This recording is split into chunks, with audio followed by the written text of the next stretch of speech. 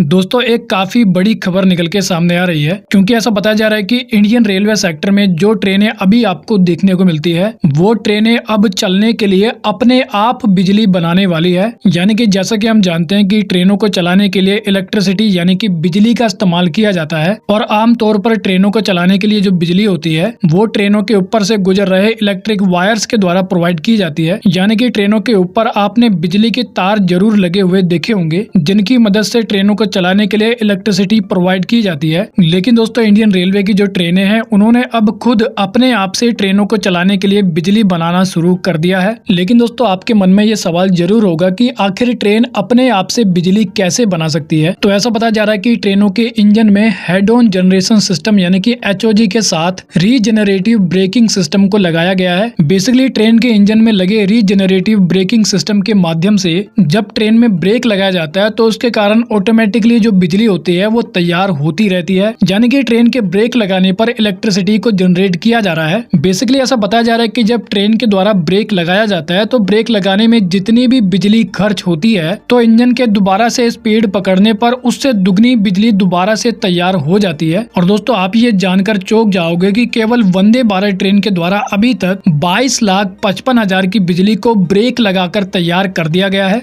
यानी कि अभी तक 3,47,017 किलोवाट की बिजली बनाकर तैयार की जा चुकी है। और इसी कारण ऐसा बताया जा रहा है कि वंदे भारत ट्रेन को चलाने के लिए जितनी भी बिजली का इस्तेमाल किया गया है उसकी लगभग 16% बिजली रीजेनरेटिव ब्रेकिंग सिस्टम के साथ वंदे भारत ट्रेन ने बनाकर तैयार कर दी है। लेकिन मैं आपको बता दूं कि केवल वंदे भारत ट्रेन ही नहीं बल्कि इंडियन रेलवे सेक्टर में आपको जितनी भी ट्रेनें देखने को मिलती है वो सभी ट्रेनें अब खुद से बिजली बनाकर तैयार करने वाली है। क्योंकि वंदे भारत ट्रेन के अलावा जो बाकी ट्रेनों के इंजन है उनमें भी रीजेनरेटिव ब्रेकिंग सिस्टम को लगाया जा रहा है। बेसिकली ऐसा बताया जा रहा है कि आने वाले कुछ ही दिनों में सभी ट्रेनों के अंदर रीजेनरेटिव ब्रेकिंग सिस्टम को लगाया जाएगा। इसी कारण इंडियन रेलवे के द्वारा बताया गया कि जो ट्रेनों में लगाया जाने वाला नए मॉडल वाला इंजन है जिसको 3 फेज WAP7 या 3 फेज WAP7 के नाम से जाना जाता है, तो इंडियन रेलवे के द्वारा इस नए मॉडल के WAP7 वाले इलेक्ट्रिक इंजन में रीजेनरेटिव ब्रेकिंग सिस्टम को लगाने की प्लानिंग की जा रही है। और इस इंजन के अंदर रीजेनरेटिव ब्रेकिंग सिस्टम को लगाने के बाद पावर कार को भी बिजली मिलती रहेगी। क्योंकि मैं आपको बता दूं कि पावर कार को चलाने के लिए कई बार डीजल का इस्तेमाल किया जाता है जिसके कारण हमें काफी ज्यादा पॉल्यूशन देखने को मिलता है और इन्वायरमेंट को भी इससे काफी ज्यादा नुकसान होता है। इसी कारण इंडियन रेलवे के द्वारा गोरखपुर इलेक्ट्रिक शेड के लिए लगभग 2 दर्जन WAP7 के नए मॉडल इलेक्ट्रिक इंजन की डिमांड की है जिनको काफी जल्दी इंडियन रेलवे की ट्रेन में लगाया जाएगा। तो वेल दोस्तों इस वीडियो में इतना ही। I hope you like the video. तो फिर मिलेंगे अगली वीडियो में, जब तक के लिए जय हिंद।